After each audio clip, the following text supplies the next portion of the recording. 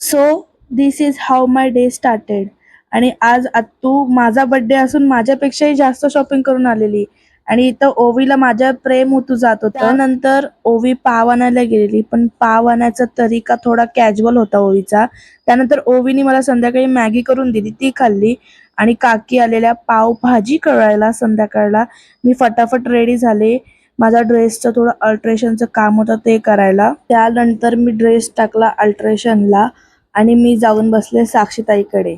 त्यानंतर मी थोड्या वेळ तिथे बसले. आम्ही भरपूर फालतूगिरी केली. त्यानंतर मी घरी आल्यावर मला आठवलं की फेशियल हेअर माझे काढायचे राहिलेत. मग मी ते काढले आणि तयार व्हायला घेतलं, कारण का ऑलरेडी खूप उशीर झाला होता. And this was my final look. Let me know in comment section मी कशी दिसतेय. If someone want to gift me, कोण राहिलं असेल तर you can just click the subscribe button.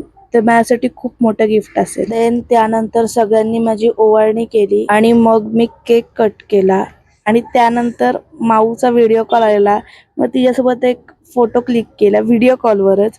त्यानंतर आम्ही आमची फालतूगिरी केली, जी आम्ही नेहमी करतो. देन आफ्टर बर्थडे मी माझ्या आळीतल्या सख्यांसोबत गेलेले. या सगळ्या जेवढ्या दिसत आहेत कुत्र्या, त्या माझ्या बर्थडेला आल्या नाही. खरं तर मला ह्यांचा खूप राग आलेला. पण काय आहे ना, तेडे हे पर मेरे हे असं झालं. त्यानंतर मला ड्रॉप करायला साक्षीताई आणि राणी आली होती. Then I said bye to them. Then मी घरी गेले आणि घरी गेल्यावर मला गाण्यांचा आवाज येत होता, म्हणून बेडरूम मध्ये बघायला गेले तर ह्या दोघी जणी गाणी गात होत्या. देन मी गिफ्ट ओपन करत होते आणि हे क्यूटचं गिफ्ट जे की मला सगळ्यात जास्त आवडले ते मला आत्तूने दिलं माझ्या. See you in the next vlog. Bye, भेटूया उद्या.